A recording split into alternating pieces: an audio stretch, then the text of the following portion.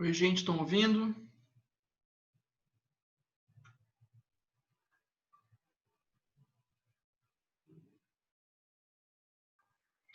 Beleza, sim, Murilo e quem que tinha falado? Foi a Lara que falou? O chat fechou aqui. E a Lara, sim, isso aí. Deixa eu compartilhar aqui.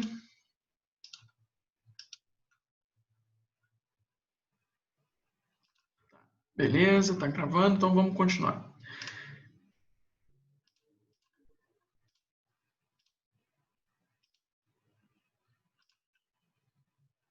Beleza, gente. E aí, então, crise financeira, para piorar a questão, vai rolar a tal da Guerra da Cisplatina, tá? O que foi a Guerra da Cisplatina? Vocês têm que lembrar que a Cisplatina é a região do Uruguai, o Dom João VI tinha invadido lá atrás e agora pertence ao Brasil. A Argentina invadiu, a Argentina queria tomar esse território, né, porque antigamente fazia parte do antigo vice-reinado do Prata, tá?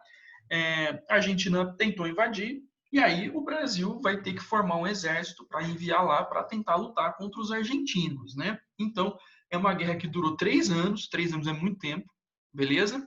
Então, a Argentina invadiu, e só que tem um problema, praticamente os jovens soldados brasileiros que foram enviados para lá, morreu muita gente. E outra, toda guerra tem gasto, toda guerra custa, né? E geralmente guerra não é barato, gasta muito dinheiro. Então, é uma guerra cara. Então, geralmente, né, quando tem guerra, a gente tem aumento de preço internamente. Isso aconteceu nos Estados Unidos com a Primeira e Segunda Guerra, principalmente com a Segunda.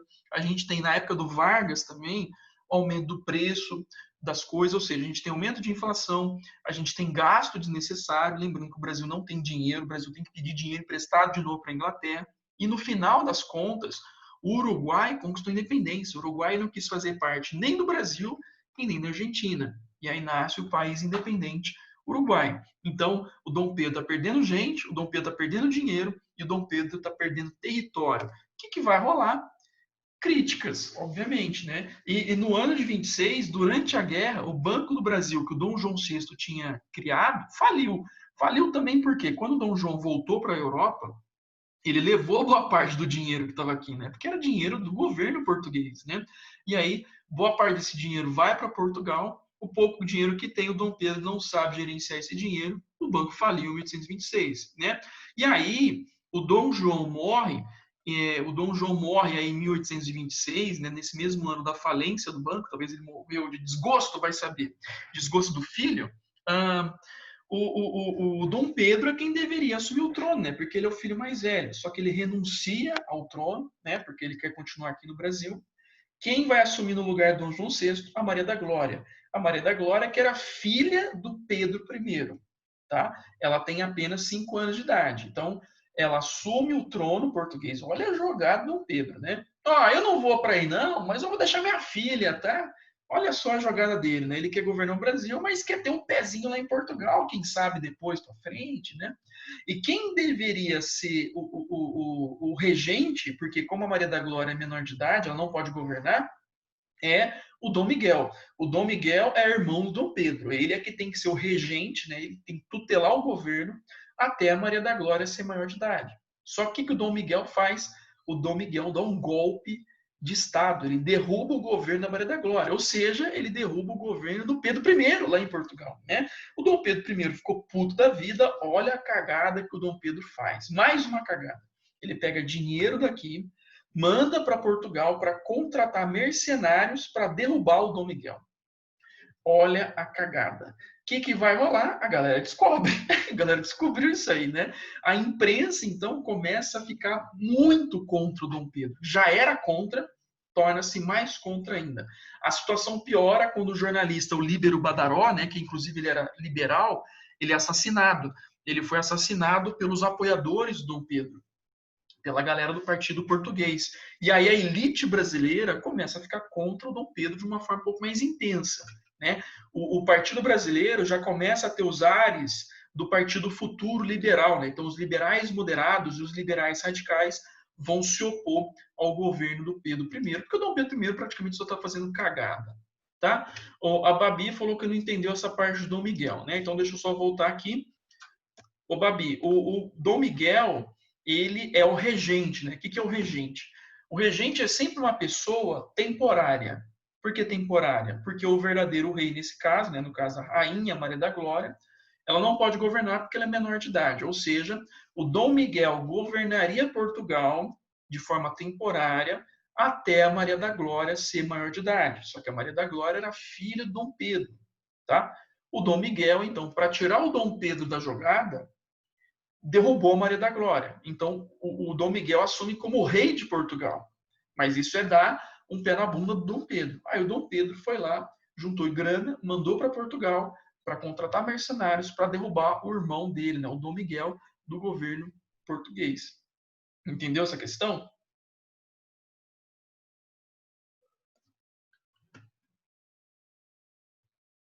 Entendeu aí, Babi? Beleza, então, Babi. Continuando. Então a galera tá contra o Dom Pedro de uma forma bem mais intensa agora, né? Vamos lá. E aí vai estourar a tal da Noite das Garrafadas. O que foi isso? Rolou uma revolta ali em Minas, né? Então Dom Pedro resolveu pessoalmente lá em Minas apaziguar a parada. Quando ele está voltando de Minas para o Rio, a galera apoiadora do Dom Pedro resolveu fazer uma festa para ele, né? É igual aquela galera que fica lá em Brasília bajulando o Bolsonaro, né? Quando ele voltou para cá, o Dom Pedro, tava a galera apoiadora do Dom Pedro fazendo festa no Rio de Janeiro. Aí a galera opositora foi lá tretar com a galera do Partido Português. E aí rolou a briguinha de garrafa. Aquela briguinha light, sabe quando você faz aquela briguinha light, que você taca a garrafa um no outro? Saudável a brincadeira aí.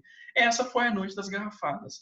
Ou seja, tá uma situação muito complicada aqui no Brasil. E aí o Dom Pedro, ele resolve fazer o que lá no dia 7 de abril de 1831? Ele resolve abdicar do trono.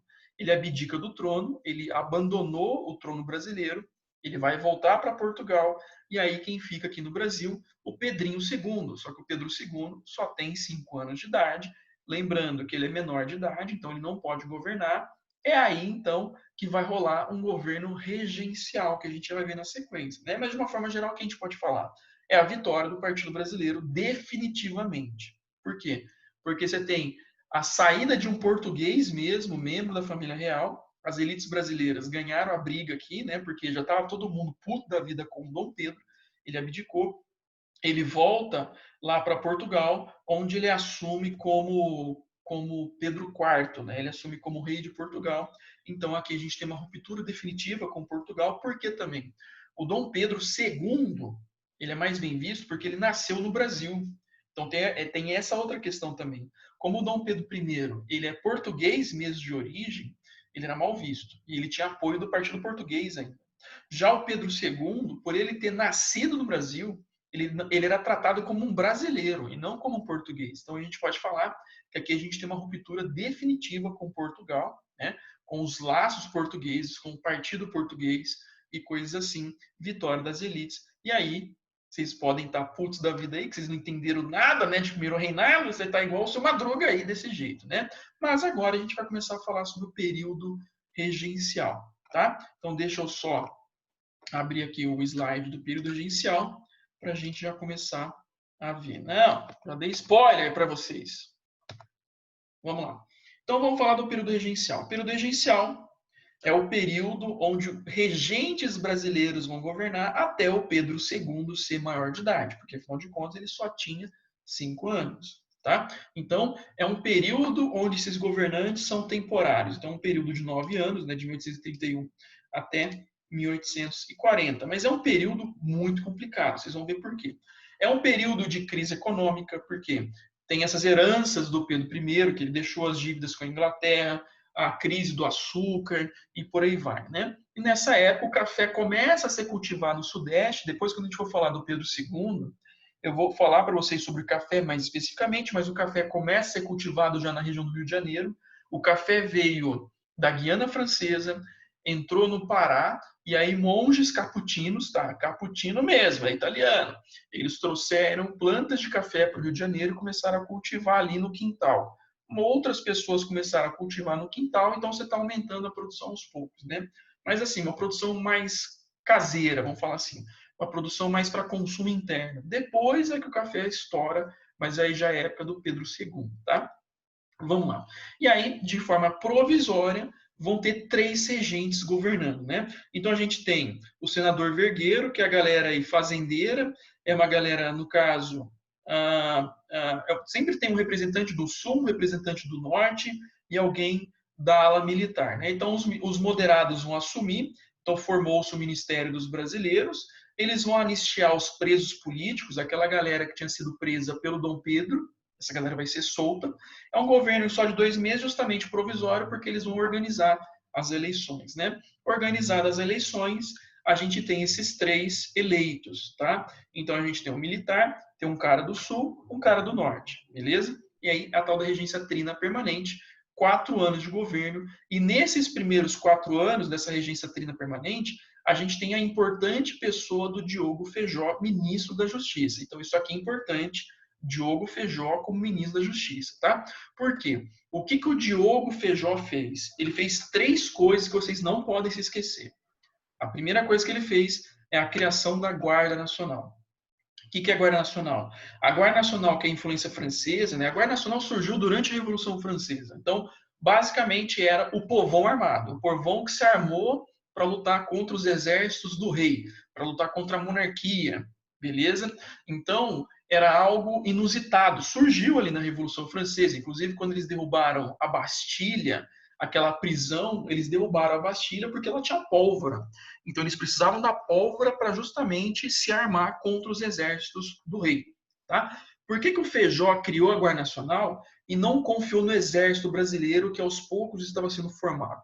Porque ele tinha um temor. Esse temor se chama bonapartismo. O que é isso? Eu expliquei para vocês na aula passada, quando a gente falou daquelas revoltas do século XIX. Bonapartismo é uma revolta feita por gente ligada ao exército, ao militarismo da época, gente que defende república, tá? E geralmente um governo mais autoritário. Obviamente, o grande exemplo disso foi o Napoleão Bonaparte, né? Que ele era republicano, ele era liberal, ele era defensor dos ideais liberais, porém nem todos, né? Porque ele vai criar um império e vai tirar o voto, ou seja, ideia de autoritarismo. Então, já teve alguns problemas aqui no Brasil com o exército do Rio de Janeiro, uma galera que não aceitava o governo dos regentes, né?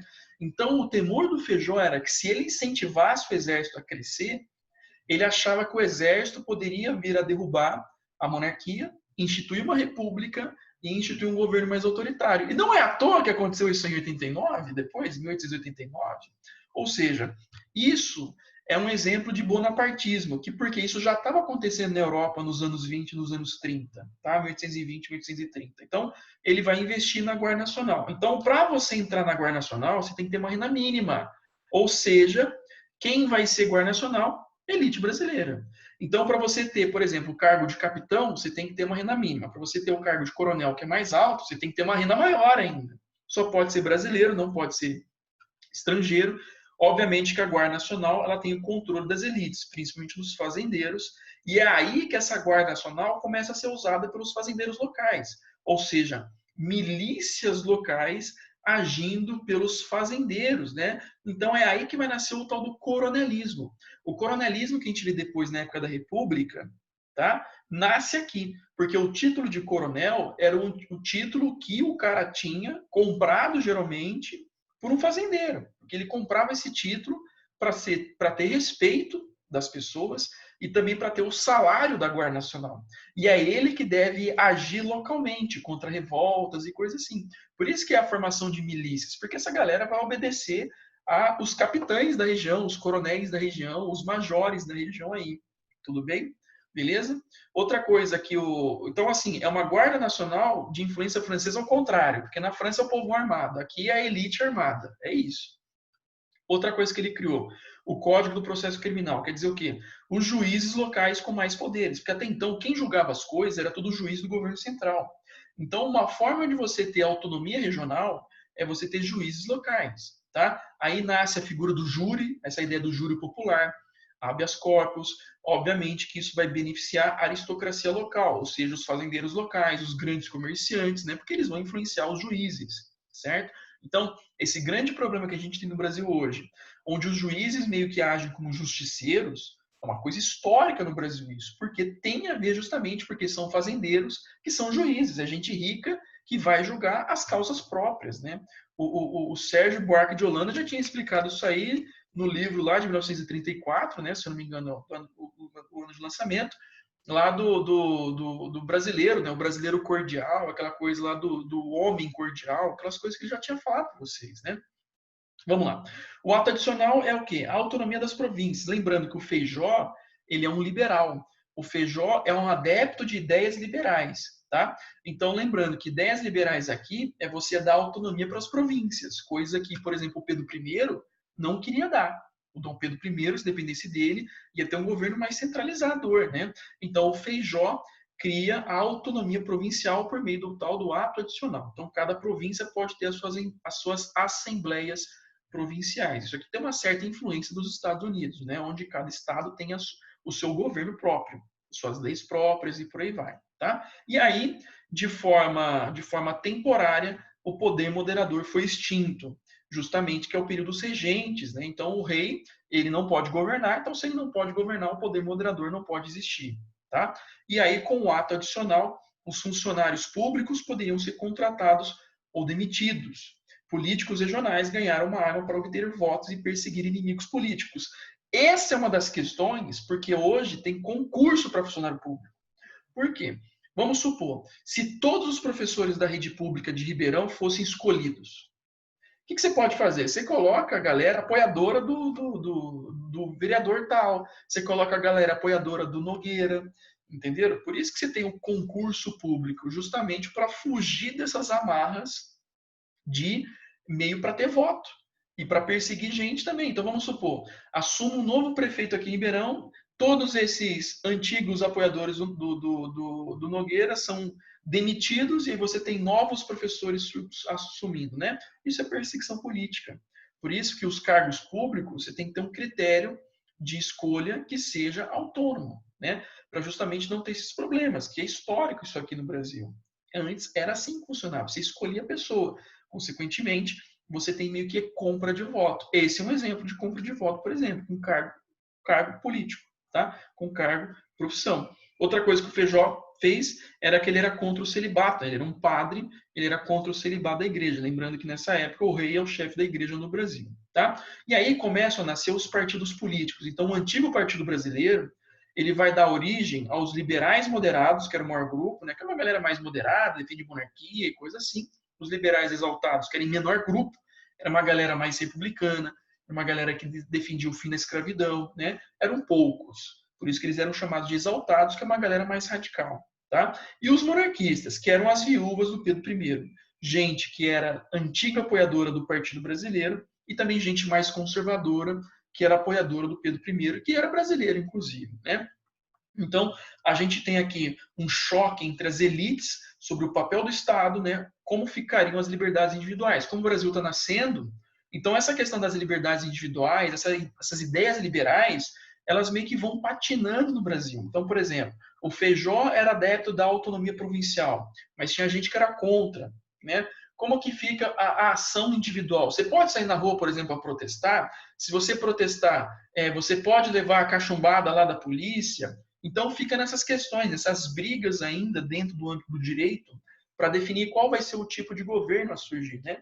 Geralmente é assim que funciona em países recentemente fundados, tá? Se você não tem uma galera mais unida ideologicamente falando. Como você tem vários grupos com vários tipos de pensamento ideológico, você tem um problema interno, tá? Então, os liberais moderados, nesse caso, eles vão rachar e vão ser chamados de progressistas e regressistas, né? Já vou adiantar para vocês que daqui a pouco esse partido progressista vai ser chamado de partido liberal, essa galera regressista vai ser chamada de partido conservador. E os exaltados meio que estão jogados para escanteio, beleza? E esses vão ser os dois principais partidos do Brasil a partir de agora. Os progressistas, que vão ser chamados de conservadores, e os regressistas, aliás, desculpa, os progressistas, que vão ser chamados de liberais, que é o caso do Diogo Feijó, e os regressistas, que vão ser chamados depois de conservadores, eles eram aqui liderados pelo Araújo Lima, né? Então, os progressistas, tinha a classe média e a galera rica.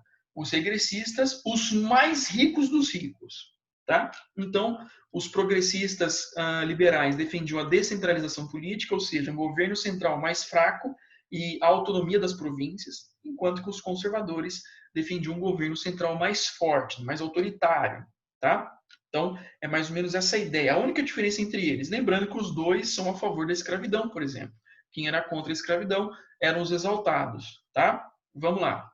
O Diogo Feijó, então, vai chegar uma hora que ele vai governar o Brasil sozinho, aí começa a tal da regência una, né? Então só tem um regente, depois vai ser o tal do Araújo Lima. Então, na época do Feijó, Partido Liberal, né, vão estourar as revoltas regenciais que a gente já vai ver, beleza? Os regressistas começam a se fortalecer contra o Feijó, porque os regressistas vão falar o seguinte, ó, você deu autonomia para a galera, estourou as revoltas. E aí os regressistas começam a ganhar força, o Feijó renuncia em 37, né? E aí depois vem o governo do Araújo Lima, que é do Partido Conservador, e aí ele vai repropor um retrocesso. Então é um período considerado de retrocesso. O processo criminal, né, o Código do Processo Criminal retira a força dos juízes locais, ou seja, os juízes do governo central passam a ter mais força. O ato adicional, os funcionários são escolhidos pelo governo central e não mais pelos governos locais. A Guarda Nacional, o critério de renda aumenta. Por quê? Porque os mais ricos eram do Partido Conservador, ou seja, a Guarda Nacional começa a agir mais ainda com o mandonismo local. E aí também uma maior centralização do poder de uma forma geral aí no âmbito do governo federal, né? Ou seja, as províncias perdendo força na época do Araújo Lima, né? O Araújo Lima ele cai com o tal do golpe da maioridade que a gente vai ver depois, tá? Vamos lá. E aí as revoltas vão estourar. Então eu vou passar rapidinho nas revoltas. As revoltas, elas têm um contexto de briga dos partidos conservadores e partidos liberais nos âmbitos locais, né? A persistência da escravidão, o interior que meio que está abandonado pelo governo central, se a gente for pensar isso, até hoje meio que ocorre, lembrando que o Brasil é um país gigantesco, o Brasil é um país de muitas diferenças regionais, e até a época, por exemplo, do JK, o interior do Brasil está abandonado. Tanto é que o JK ele muda a capital para o interior também por causa disso, pensando em ter um melhor cuidado das áreas de interior do Brasil. A ditadura militar depois cria a Zona Franca de Manaus também para isso, para você ter um maior cuidado das províncias, aliás, do interior aí do Brasil, beleza? Outra coisa, a desigualdade social marcante, né? Muita gente pobre, pouca gente com dinheiro, a questão da escravidão, crise econômica, que já está herdando aí do primeiro reinado, e a possibilidade de uma fragmentação territorial, porque as revoltas elas vão estourar e várias dessas revoltas queriam ter independência, ou seja, o Brasil poderia se fragmentar de novo. Tá? Então vamos lá. A cabanagem, que praticamente é a principal revolta aqui, e é considerada a revolta que mais morre gente na história do Brasil, é uma revolta que vai estourar no Pará, uma revolta de 5 anos, então é uma revolta longa. É uma revolta que foi comandada por índios, mestiços, escravos, pobres e poucos brancos, né? Uma galera pobre, branca aí, né? Tinha uma galera também elite branca, mas que depois meio que vai ser expulso do movimento. Por que teve o nome de cabanagem? Porque praticamente todas as pessoas moravam em cabanas ao longo dos rios lá no Pará, né? Ali na região a gente tem a economia do tabaco, cacau, borracha e arroz, que também está tendo problemas. E a gente tem um comércio de estrangeiros forte na região, que também é um problema. O comércio de portugueses, ingleses e franceses. Ou seja, os brasileiros sofriam com essa galera estrangeira que tinha um maior poder aquisitivo. Tá? Vamos lá. E aí a gente tem um problema. Então as revoltas elas vão estourando aos poucos, obviamente exigindo melhorias sociais, melhorias econômicas, até que no ano de 35 a gente tem os cabanos se unindo aos liberais locais, que eram os fazendeiros, para derrubar o governo conservador. Né? Então essa galera derrubou o governo conservador que governava a província do Pará, o governador inclusive morreu, foi assassinado por esse grupo, e aí assume os liberais na região, que são os fazendeiros. E os fazendeiros prometeram fazer reformas para beneficiar os cabanos, só que pelo contrário, eles começaram a fazer coisas contra os cabanos, começaram a denunciar os cabanos para a Guarda Nacional e coisas assim. Aí os cabanos ficaram de saco cheio, derrubaram os fazendeiros liberais e aí os próprios cabanos assumem o poder na figura do Eduardo Angelim. O Eduardo Angelim que era um seringueiro, ele era mestiço, e aí eles proclamam a independência do Pará e proclamam a República dos Cabanos. Olha só, uma parada radical. Ideias republicanas, eles proclamaram o fim da escravidão também e a independência do Pará. Obviamente que a Guarda Nacional teve que ir lá intervir, né, porque essa era a função dela, combater revoltas, e ainda com a ajuda de mercenários estrangeiros, ou seja, gasto. Né? Vai morrer 30 mil pessoas, entre 20% a 30% da população do Pará morreu. Essa é a revolta considerada a mais sangrenta da história do Brasil. Vocês que acham que a história brasileira é de boa, não, porque a história dos Estados Unidos que é da hora, a história da França que é legal, porque tem revolta, tem rei guilhotinado. Olha só essa galera morrendo e exigindo, lutando por melhorias sociais, fim da escravidão, melhorias econômicas. Tá aí exemplo, 30 mil mortos. Olha lá, a balaiada aconteceu no Maranhão, certo? Também por escravos, mestiços e pobres, só que aqui a gente também tem um contexto político. Então a gente tem a briga dos liberais locais contra os conservadores locais, né? Os liberais locais que eram chamados de bentivis e os conservadores eram chamados de cabanos, tá? Mas não tem nada a ver com os cabanos lá da cabanagem, beleza? Na região a gente tem crise econômica, né? Porque o que manda ali é a economia do algodão, só que esse algodão está sofrendo com a concorrência dos Estados Unidos, né? Então tem uma questão complicada. Os Estados Unidos também produtor de algodão e o Brasil também produtor de algodão. Esse algodão era vendido, por exemplo, no comércio inglês, só que os ingleses estão comprando mais do algodão dos Estados Unidos do que do algodão brasileiro. Então isso gera crise econômica, beleza? Outra coisa, surgiu a lei dos prefeitos, né, onde os prefeitos eram nomeados pelo governador e o governador indicado pelo Rio de Janeiro. E quem governava no Rio de Janeiro eram os conservadores nessa época, ou seja, a gente tem falta de autonomia. Então a gente tem um domínio político dos regressistas, né, dos conservadores.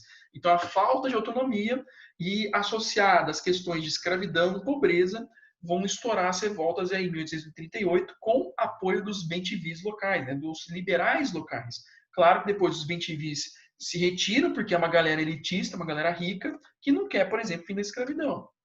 Então, quem são os líderes da revolta da balaiada? É um vaqueiro, o vaqueiro Raimundo Gomes, que o irmão dele foi preso injustamente. E essa história é da hora, né? Tem até um videozinho, tá no YouTube, tá, gente? Procura lá, balaiada, desenho. Fizeram um desenho acho que de 10 minutos, 15 minutos, contando a história da balaiada. O irmão do Raimundo Gomes foi preso injustamente. O Raimundo Gomes formou lá, juntou um grupo de pessoas, invadiram a delegacia e libertou o irmão dele. Olha só a história da hora. O balaio, Manuel dos Anjos, né? Balaio, o que é? É aquele cara que faz cesto de palha. É uma coisa muito antiga aqui na história brasileira, né? Muito comum nessas regiões do Nordeste até hoje, uma coisa popular. O nome balaiada tem esse nome porque por um tempo foi liderada pelo Manuel aí. Por que isso? Porque o Manuel teve suas filhas estupradas por soldados. Aí o cara se revoltou. E também escravos se revoltando contra a escravidão, liderados aí pelo Cosme. Essa galera meio que está em cada um em uma área diferente do Maranhão. Vai chegar uma hora que eles começam a tomar cidades e o movimento se unifica, beleza? E aí a parada virou uma parada séria. Eles proclamaram meio que um governo independente e aí a Guarda Nacional tem que intervir. Inclusive aqui começa a aparecer a figura do Duque de Caxias. Nessa época ele ainda não é duque, ele é barão. Tá? O Duque de Caxias, que é o grande general lá brasileiro na época da Guerra do Paraguai, tá certo? E o Caxias era um bom militar, estrategista e tudo mais. Ele foi mandado lá para combater a balaiada e todo mundo morre praticamente, né? Um ou outro depois ganha anistia, mas também morre pelo meio do caminho. Aqui a gente tem uma revolta com questão social fortíssima, assim como a questão lá da cabanagem, né? A parada foi séria. O Cosme, por exemplo, ele não aceitou se render e ele foi morto, né? Se eu não me engano, o Manuel ele foi anistiado, mas depois ele é preso, mandado para o Goiás e aí ele é morto no Goiás, coisa assim, morreu no caminho. Ninguém sabe por quê, né? Ninguém sabe por que ele morreu. Enfim, aconteceu isso aí. Mas é uma revolta bem coisa forte, né? Cinema de Hollywood. Gente, se descobrirem a história brasileira, as séries Netflix vão bombar.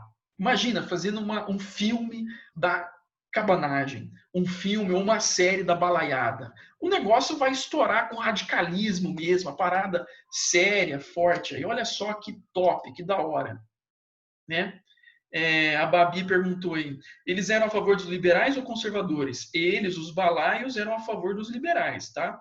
Só que os liberais, inclusive, deram apoio aos balaios, só que depois os liberais retiraram apoio porque os balaios queriam o fim da escravidão e queriam o fim de privilégios. Aí esses liberais safados, que só tem liberal no nome, retiram o apoio. E aí todo mundo é morto, menos os liberais. Olha só a parada, né? Vamos continuar aqui que o nosso tempo já está acabando. Malês, lá em Salvador. Vocês têm que lembrar que a escravidão no Brasil e na época da América Portuguesa também, a gente tem escravos de vários lugares da África. Coincidiu de na região de Salvador a gente ter escravos de uma mesma região. Vocês têm que lembrar que os escravos eles eram colocados de forma intencional, tudo misturado, justamente para não ter unidade entre eles, né? E aqui coincidiu de que na região de Salvador, muitos escravos da região do Mali estavam ali. E a região do Mali é a região de islamismo. E aí dizem alguns intérpretes do islamismo que se tem um governo usurpador, um governo que está te pressionando, está tirando sua liberdade. E detalhe, né, é uma galera islâmica que não poderia praticar o islamismo no Brasil, porque aqui o Brasil é catolicismo oficial. Então eles não poderiam praticar o islamismo. Então também essa é uma questão de revolta. É uma questão de revolta contra a escravidão deles e também contra a falta de liberdade religiosa, né? 1.500 escravos alforriados, escravos livres, tomaram armas e proclamaram um califado na Bahia. Olha só, se é califado, é o quê? Islamismo xiita ou sunita? Sunita. Califado é coisa de sunismo, tá certo? Eles proclamaram um Estado Islâmico na Bahia, o Califado da Bahia, né? E por que foi muito complicado dominar essa galera? Porque era uma galera armada, mas era uma galera também que os planos eram em árabe. Ou seja, essa galera tem a cultura árabe, eles são islâmicos, né? Vocês têm que lembrar que as orações dos islâmicos são em árabe, então eles têm a cultura árabe, tá? E essa galera foi combatida pela Guarda Nacional.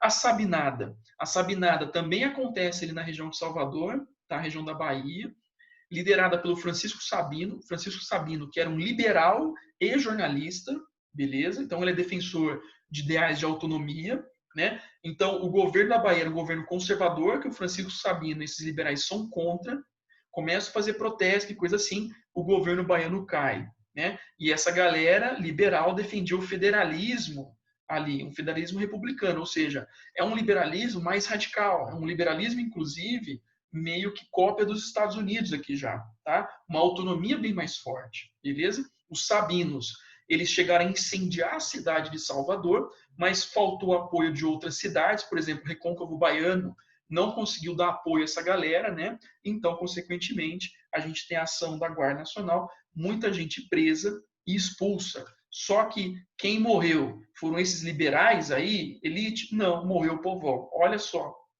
olha o tratamento. Como que a Guarda Nacional trata as revoltas? Então vamos guardando isso aí. As revoltas que morre muita gente, geralmente essa muita gente é pobre, mestiço, negro, escravo, porque a elite não morre, né? Então como que o tratamento é dado pela Guarda Nacional? Então é uma coisa que vocês têm que pensar, tá? E aí vem a última das revoltas, que é a Farroupilha, tá? A Farroupilha, que aconteceu ali no Rio Grande do Sul, 10 anos de revolta, praticamente a revolta mais longa da história brasileira, beleza? Então ela tem esse nome de farrapos. Por quê? Porque os fazendeiros locais ali, os pecuaristas, os criadores de gado, né, os criadores de mula, lembra? Essa galera do sul é criadora de mula. Vocês têm que lembrar que mula, as tropas de mula eram usadas para transporte, mas é uma galera também criadora de gado, de corte. Então, uma galera aí produtora de charque, beleza? E o gaúcho, né, essa região, essa galera do sul, é uma galera que tem muita coisa de cultura uruguaia, cultura argentina, cultura brasileira ali. É um mistão. O gaúcho, você tem um gaúcho argentino, um gaúcho uruguaio, um gaúcho brasileiro, né? A região dos Pampa, uma região plana, então o que favoreceu a criação de gado. Até hoje, inclusive, é assim, né? E detalhe, lembra que eu falei para vocês que o interior está abandonado?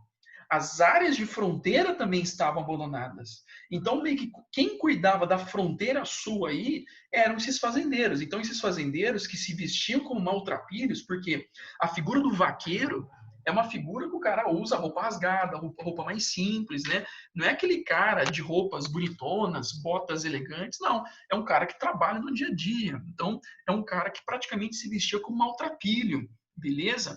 E como eles eram pecuaristas, é uma galera rica.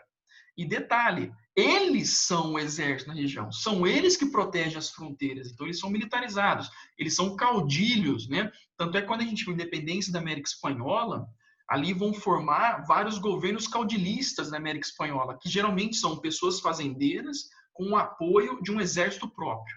Então, o que mais se aproximou de caudilismo no Brasil foram esses farrapos aí da Farroupilha, onde são pecuaristas, gente que tem exército próprio, né, gente militarizada, e gente que defende a autonomia deles. Beleza? E eles meio que se tornaram republicanos por acaso. Por quê? Porque o governo central começou a botar imposto no charque deles. Então começou a gerar problema econômico.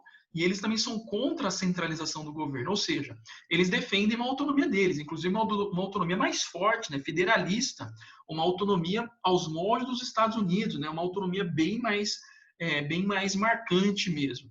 Tá? E aí, o que aconteceu? O governo começou a tirar a independência deles, começou a tirar a autonomia deles, e com o imposto do charque, eles vão se revoltar. E aqui tem uma questão complicada, né? Eles não são contra a escravidão, eles defendem a permanência da escravidão, apesar de ter muitos indígenas e negros participando da Farroupilha com a promessa de ganhar a liberdade. Então, isso aqui é uma coisa importante. Tá? Vamos lá. Esses revolucionários farrapos vão receber ajuda de revolucionários italianos. O Garibaldi, que foi perseguido na Itália, veio parar aqui no Brasil com outros 200 revolucionários. Então, uma parada aqui marcante, né? É uma galera rica, militarizada, e uma galera que também tem participação popular de gente recebendo promessas de liberdade, né? Então, assim, as lideranças, em geral, tinha gente que era a favor da escravidão, tinha gente que era contra a escravidão, né? No geral, aqui, a liderança do Bento Gonçalves. O Bento Gonçalves, ele era contra a escravidão, mas os outros eram a favor, né? E aí ele vai proclamar a República de Juliana, que seria Santa Catarina independente, e Piratini independente, que é o Rio Grande do Sul, né? Muita gente questiona se de fato eles queriam independência ou se de fato eles queriam só uma autonomia. Hoje, muita gente vai para o lado da autonomia, de que uma galera que, a partir do momento que eles perderam a autonomia, eles vão se revoltar, né? Então, aí também tem a figura dos lanceiros negros, né? Olha só que da hora, eu acho que vocês nunca ouviram falar disso aí também. Você tinha um batalhão de gente negra que tinha a promessa de ganhar liberdade, uma galera que combateu em troca da liberdade, né? Então, isso aqui é um tabu historiográfico que foi esquecido por muito tempo, né? Glorificando os fazendeiros brancos, glorificando os italianos que fizeram parte, mas se esquecendo dos negros que fizeram parte aí, assim como os indígenas. Tá? Os lanceiros que tinham apoio do Bento Gonçalves. Era a tropa farroupilha mais temida da parada. Por quê? Era uma galera que antes era vaqueira. E era uma galera que sabe andar a cavalo com ou sem o apetrecho do cavalo. Ou seja, uma galera que conseguia montar no cavalo com o lombo nu. E era uma galera que tinha muita mobilidade, uma galera que sabia lutar a pé ou a cavalo. É o tipo esquadrão suicida parada, assim. Você tem uma missão difícil, manda os lanceiros negros. E os caras iam lá e ganhavam a parada. E vai chegar uma hora que os lanceiros negros vão ter coisa de 2.000 pessoas participando, né? Eles usavam lances de 3 metros, sabiam atirar com armas. Foi muito forte o negócio. Inclusive, vocês estão vendo aqui um texto do Garibaldi. O Garibaldi falava que os caras eram topzera. Outro filme para fazer no Netflix aí, sobre os lanceiros negros. Pantera Negra na parada aqui. Vocês estão vendo? O negócio é sério. A gente tem uma história esquecida por muito tempo. A gente tem uma história que foi muito tempo manipulada, né? E está aí o movimento negro para justamente tentar recuperar a história dos lanceiros negros. Tá certo, gente? É um negócio fenomenal isso aqui. Inclusive, você tem aí museu na Europa valorizando os caras, né? Você tem lá no Museu de Bolonha, na Itália, o quadro intitulado Farroupilha, que você tem um lanceiro negro no negócio sendo mostrado ali, né? Liderados pelo Teixeira Nunes, que era o líder aí dos lanceiros negros, tá certo? Depois vocês leem um texto, porque o negócio do meu tempo tá acabando, porque no final, qual que é o problema? A Guarda Nacional não veio descendo a porrada, porque os caras são ricos, os caras sabem lutar, e aí então o final vai ser negociação. Só que tem um problema. Os líderes, no caso Bento Gonçalves, tinha prometido a liberdade para os escravos que fossem lutar. Só que o governo imperial não queria dar liberdade. E aí, na Batalha de Porongos, o que aconteceu com os lanceiros negros? Todo mundo morreu. Por que eles morreram? Porque eles foram traídos? Olha só, tem uma área historiográfica hoje que fala, ó, teve gente da Farroupilha que traiu os caras só para ter a negociação mais rápida do negócio. E aí os caras foram mortos, né? E aí os farrapos foram anistiados e os impostos sobre os charques do Brasil caiu e o charque estrangeiro teve imposto maior e ganharam autonomia provincial.